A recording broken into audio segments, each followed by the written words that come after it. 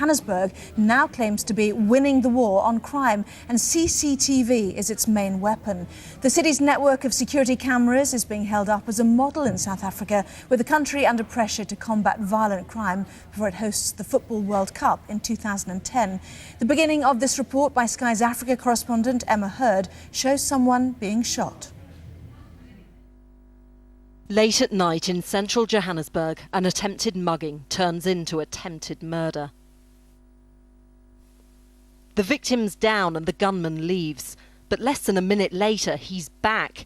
Somehow the man he shot manages to move to save himself before collapsing again.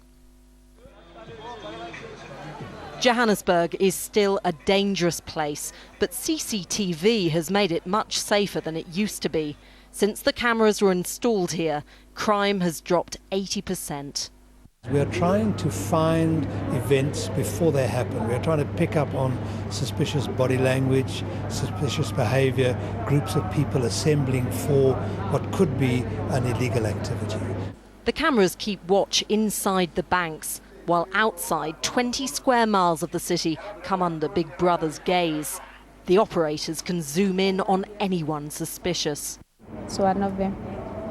See the way he's looking around? He's looking at the ladies' bags.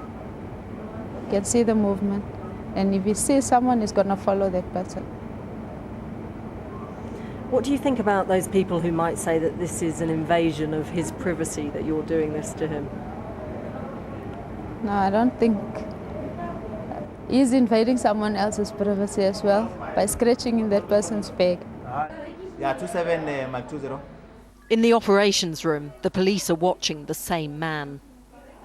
2720. They think he's a pickpocket and they move in to arrest him before he has the chance to commit a crime.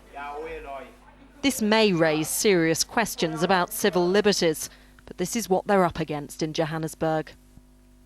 A gang of muggers attacks a man in a busy street, an incident so familiar here that the people all around him do nothing.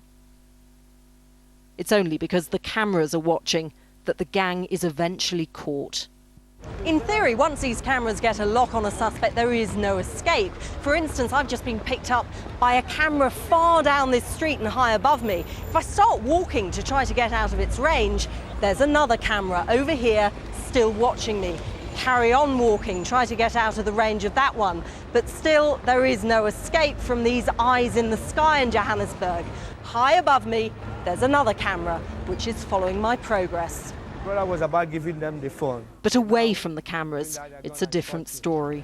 They shot him through the head, the bullet comes out here and passed through this place. It's not the first shooting Patrick Ofdegbu has witnessed in the suburb of Hillbrow. There is no CCTV here. We need to have a camera that will be monitoring everything, so that we also will be safe, because you cannot fight somebody who has a gun. The Big Brother debate raging in the UK just doesn't exist in South Africa. Here people want cameras. Even the homeless huddle in sight of them. To be watched is to be safe. Or safer anyway.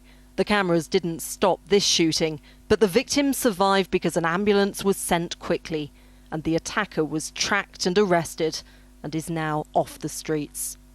Emma Hurd, Sky News, Johannesburg.